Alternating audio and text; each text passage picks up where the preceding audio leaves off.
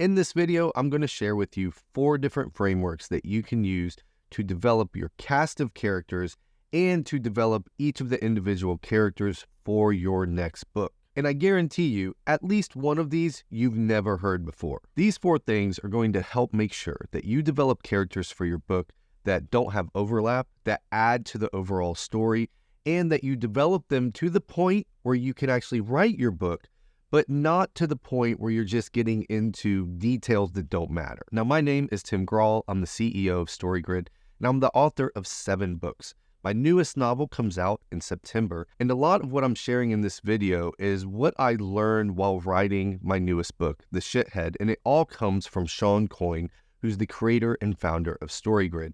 And Sean has over 30 years experience in the publishing industry as a writer, editor, and story researcher. So the stuff that I'm teaching you isn't just a one-dimensional thing. We're not going to fill out character sheets or anything like that. It's going to help you actually develop full 3-dimensional characters that all work together to tell the story that you're trying to tell. So the problems I see with most of the advice around character development is falling on one of 2 sides of the spectrum. Either they're just like, hey, just come up with the characters that you think will be good, fill in a couple blanks, and then start writing your story. And then people go the complete opposite direction, where they're filling out really in-depth stuff about their characters, like what they eat for breakfast and their entire backstory and lineage. You have to figure this out before you write your book. And both of those are not actually very helpful. I've tried them myself before I found StoryGrid, and I've seen the books that come out of those things, and it doesn't really develop characters in a way that will actually be helpful. So the first framework I'm going to share is one that you're probably already aware of. So that's why we're going to start with that one. We'll get to the juicier ones here in a minute. And we're going to look at the heroic journey archetypes. These are from Joseph Campbell's famous heroic journey. And it's this idea of having these different archetypes in your story and making sure you have characters that fill each of these archetypes as you're figuring out your cast of characters. Now, one of the things I want to say before we get into the individual archetypes is that these frameworks help and support each other. So as we work through one framework, we're going to go to the second framework, and then once we do that one, we're going to come back and check our work against the first one. Once we do the third one, you're going to come back and check it against the first 2. And so this kind of recursion looping that we go through, we have found at StoryGrid, makes a huge difference. So the metaphor I like to think about is when you buy furniture like from IKEA or something, and you're putting it together and you're putting on the screws in, the thing you don't want to do is put the first screw in and tighten it all the way down, because then the holes won't line up for all of the other screws. So what you do is you just kind of get them all started, and then you come back and start tightening them down in a circle so that it all actually fits together. You want to do the same thing with your character development. So you start figuring out the heroic journey archetypes, then you move to the next framework and the next framework, and you're constantly checking them against each other. And this is how you're going to create a full 3-dimensional, actually real characters that feel real to your reader.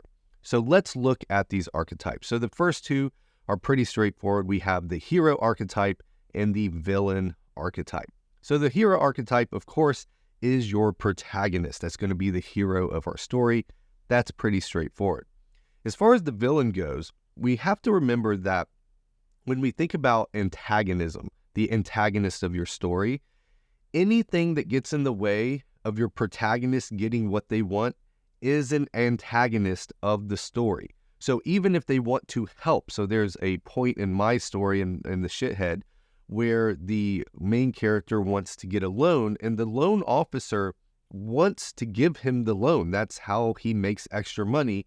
And yet there's all these barriers to where the person can't actually get the loan because they don't actually fit all of the qualifications. So even though the loan officer wants to help the hero of my story, he becomes a source of antagonism because he's blocking my hero's path to getting what he actually wants. So in that overall source of antagonism, there's lots of different sources of antagonism in your story. There's probably going to be one specific villain, one villain that personifies all of the antagonism in the entire story. So of course you have the hero and the villain. The next one is the mentor figure. And this is the figure that comes alongside your hero and helps teach them what they need to learn in order to overcome the obstacles in their way. This is probably the third most popular archetype that we're all familiar with. From there, you have the trickster archetype. This is a source of chaos oftentimes in your story. I'm going to come back to this in a minute. But the trickster is often there for comic relief or to constantly just throw balls of chaos into the story to get the story moving.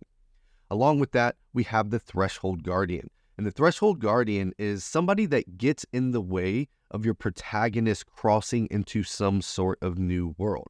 Now, they're not always a form of antagonism. A lot of times this can be used to show the reader how the hero is making a choice to move forward. So in my book, there's this moment where he's about to step into a room and a lot of weird stuff is going to happen in that room. And he's not quite aware, my hero's not quite aware of exactly what's going to happen in that room. And right before he steps in, the woman that he's with blocks the door, puts her hand on the door frame and says, "Hey, once you come in this room, you have to actually finish what we do together." And she's playing the role of a threshold guardian. Right before my character is actually going to transition into some sort of new world, this isn't always the actual big new world at the quarter mark of your story. This can be different points in the story, but they're basically warning the character, hey, if you go on, these things are going to happen. Or sometimes it is an actual battle. They have to fight to get past the threshold guardian. But most of the time, it's just some sort of warning. Next up, we have the herald archetype. And the herald archetype is somebody who's announcing that something is coming, announcing some sort of information, and they're often just coming in and giving information to people and announcing something that's really important to the story. You also have the shapeshifter archetype, where there has to be a character that seems one way to the reader and often the other people in the story, and then they shapeshift. They were the good guy and then they become the villain, or they were the villain and they become the good guy.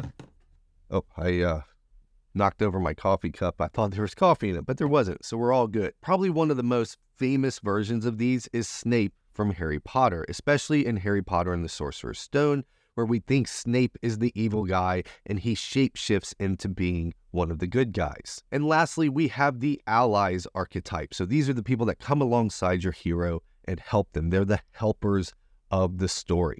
So that's the 8 different archetypes from the heroic journey that you need to have in your story. We have the hero, the villain, the mentor, the trickster, the threshold guardian, the herald, the shapeshifter, and the allies. So that's the first framework we want to look at for character development, is making sure that you have characters that fit all of those 8 archetypes in your story. The second framework we're going to look through is your theme. Now, at first you may be wondering, well, what does the theme of my story have to do with deciding which characters go in my story and who they are? Well, come to find out, it has everything to do with it. In fact, your theme develops everything in your story, but that's for another video. In fact, I've done a lot of different videos on theme and double factor problem and controlling idea. I'll link to those down in the description. But really quick, the way that you develop your theme is first by asking the question, how do you want the reader to change from the beginning to the end of your book? What do you want them to change about the way they see themselves, the world, or themselves in the world from the beginning of your book to the end of your book? How do you want the reader to change? And then out of that theme, you want to develop what we call the double factor problem. The double factor problem is the problem that everybody in your story is dealing with. A double factor problem is a context-dependent problem, meaning the answer to the problem depends on the context. It's problems like, should I get divorced? Well, maybe I should, maybe I shouldn't. It depends on the context. Should I take the new job in Toledo? Well, again, it depends on the context. What are your responsibilities as a person? Should you take the job in Toledo or stay where you're at? In a movie like Crazy Rich Asians, the double factor problem in that story is, when do I keep my individuality, or when do I sacrifice my individuality for the family or the culture? And what you see is, why you need to know your double factor problem is that every character, literally every character in your story, needs to be dealing with the same double factor problem. And the whole reason to have different characters in your story is so that we as the reader can see how different people are dealing with the main problem in the story. Take Pride and Prejudice, for example. So we have Elizabeth Bennet, and the main double factor problem in that story is when do you hold out for true love and when do you get married because it's just the right cultural thing to do? And you feel that tension through the entire story. Should she do something because it's the right thing for her to do for her family and for culture, or should she hold out for true love? Have you ever thought, though, why does Elizabeth Bennet have sisters in that story? What's the point of those sisters? Well, it gives us a chance to see that same double factor problem played out in different ways. You have this sister that just throws off everything and runs off with her boyfriend. And then you have the other sister that feels like everybody should do what culture is telling them to do. And so by knowing really clearly what the main central problem of your book is, it helps you figure out who your characters are and how they're dealing with that double factor problem in your story. So every active character in your story, you have to figure out, well, how do they fit into the theme? And if you have two characters dealing with the theme, dealing with the double factor problem in the same way, you need to cut one of the characters or change them because you're just giving the same information to the reader twice. So this is how you start thinking about how many characters you actually need in your story, because they have to all be dealing with the double factor problem in a different way. So those are the first two frameworks that you can use to start developing your characters. And you can already see how those two start working together. So you can look at your double factor problem and start thinking about, well, which characters do I need to put into my story that are dealing with that double factor problem in different ways? How is the villain of the story interacting with it? How is the hero? How are all the other characters? And then I can start taking those characters and looking at it through the lens of the heroic journey archetypes and figuring out, well, which of these is a trickster? Which one of these is going to be a threshold guardian? How do they fit those roles as well? So I've got two more frameworks I want to go over. And again, one of them is one you've never heard of before, but I want to pause really quick and just tell you one thing that I think is really important. If I could go back to when I first started writing in my early 20s, when I knew I wanted to be a writer and I started trying to put words down on a page, the worst advice I ever got was to just write my book, to just sit down, I have an idea for a book and start writing my book. The second worst advice I got was to first plot out my book and then start writing the book. In fact, I did this over and over and over. I would write entire manuscripts, or I would start writing a book and get about halfway through, realize it wasn't working and kind of throw it away. I even won NaNoWriMo 3 different times. One of them I just started writing, and the other 2 I spent all of October plotting out my novel before I wrote the entire 50,000 word novel in the month of November. And most of that time was completely wasted. If I could go back and change one thing, I would have focused my effort on learning how to write great scenes. That would be the first thing, because a book is basically just a collection of scenes. And so if you can't write scenes that get people excited to turn the page and read the next scene, then they're never going to get to the end of your book. And it's kind of like planning out an entire road trip that is this epic road trip where it's cross country and you're going to go to all of these cool places, and yet you don't actually know how to drive, so you put the car into a ditch before you even get out of the neighborhood. So that's the first thing I would have done, is focus on my scene writing first. The second thing I would have done is started getting really good feedback on my writing, really good specific feedback about what I did wrong, what I did right, and what I need to work on to get better, and do that over and over and over, but at that scene level. Because the problem with writing a book is that it takes so long that you don't get any feedback, and then you've made so many mistakes when you hand it off to somebody, it's just too big. Or if you're writing scenes and getting feedback in real time, it makes a huge difference. When I started doing that, that's when I got way, way better. And this is why we do the scene writing workshops at StoryGrid. Mastering Line by Line in Fiction is our premier workshop. It's a 6-week scene writing workshop. We have been doing it now for a year. We've had well over 100 students go through this, and is the most successful thing we've done at StoryGrid. It's been life-changing for our students, and you can actually see what most of them have to say if you go to storygrid.com/workshop. So this link is down in your description as well. Go to that page. We're running one next month, and I would love to have you join us. I guarantee you, if you take this workshop, you'll make more progress in your writing in the 6 weeks of this workshop than the previous year, 2 years, 3 years of your writing. And I don't just say that because I think it happens. This is what our students keep telling us over and over and over. So I highly recommend you go to storygrid.com/workshop, check out the workshop, join us for the next one, and I'll see you in there. All right, so let's look at that third framework for character development. And for this one, we're going to look at genre. Now, really quick, I've done videos on genre as well, but when I'm talking about genre, I'm not talking about all of those marketing categories you see on Amazon or all the labels on bookshelves. We're talking about the actual value at stake in your story. And StoryGrid has identified 12 different content genres, and they map onto Maslow's hierarchy of needs. There's a link down in the description if you want to go deeper into genre.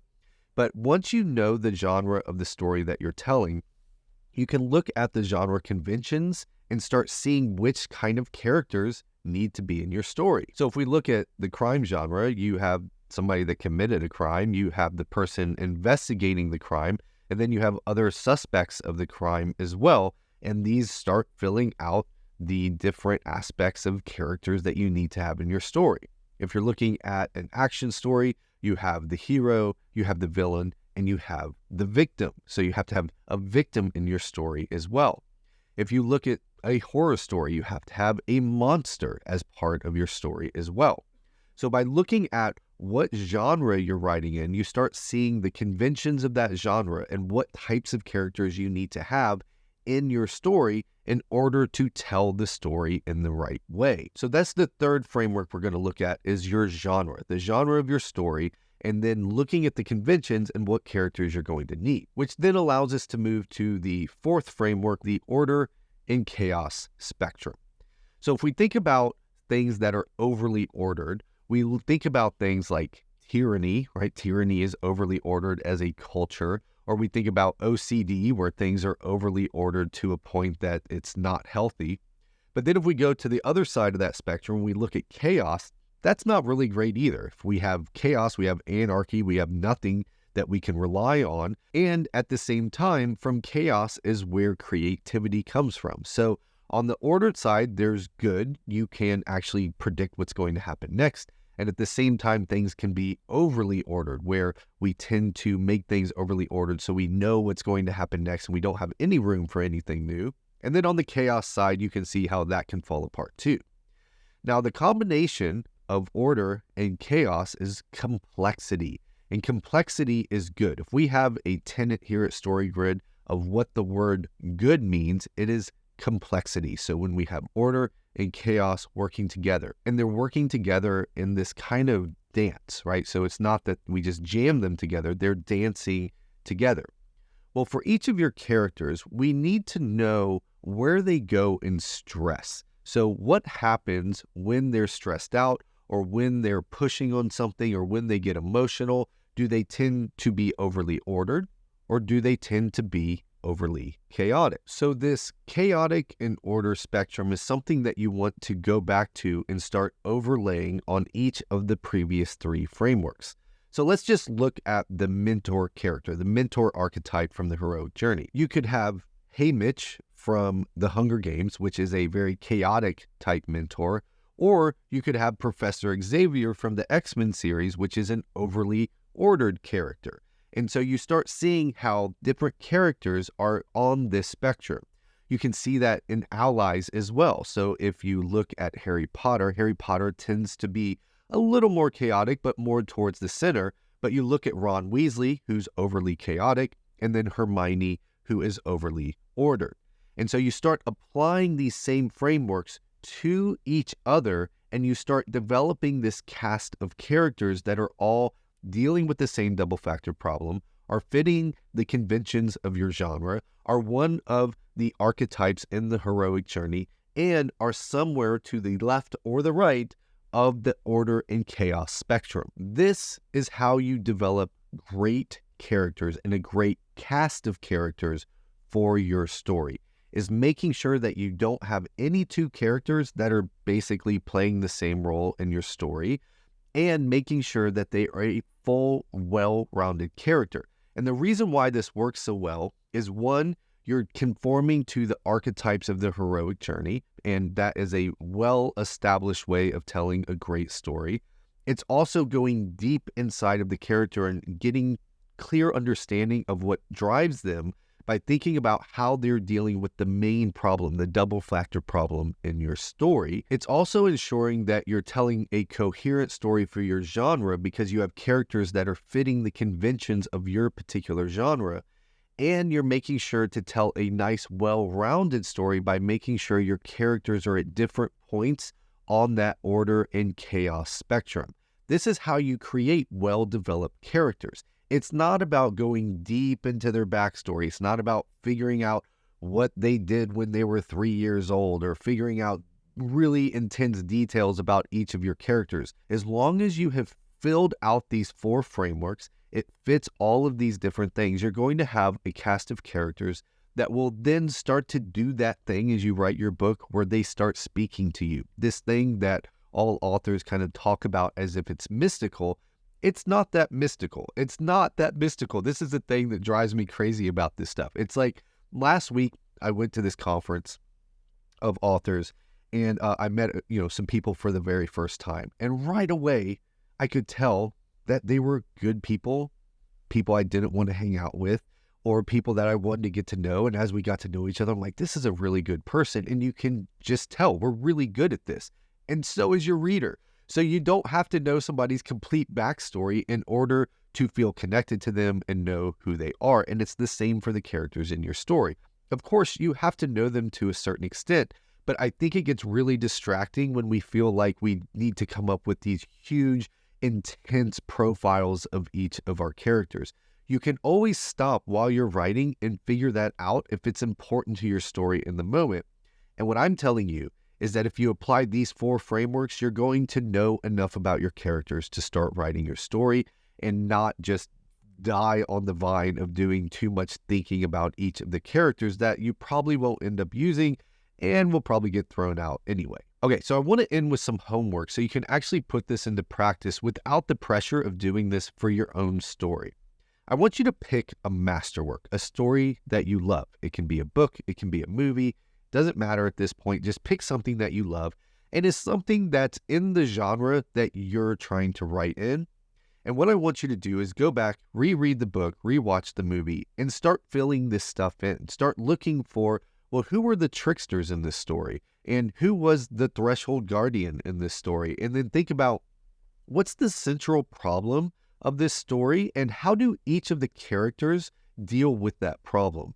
And then look at the conventions of the genre and think, well, which of these characters are filling which roles in the convention? And then also look at that chaos and order spectrum and think, where would I place each of these characters on the chaos and order spectrum? And I'm not just telling you to do this in your head. You should actually write this down. Go through all of the active characters in the story, make a list of them, and then go back through the heroic journey archetypes, go back through the double factor problem, the genre conventions, and the order chaos spectrum, and actually write down each of those.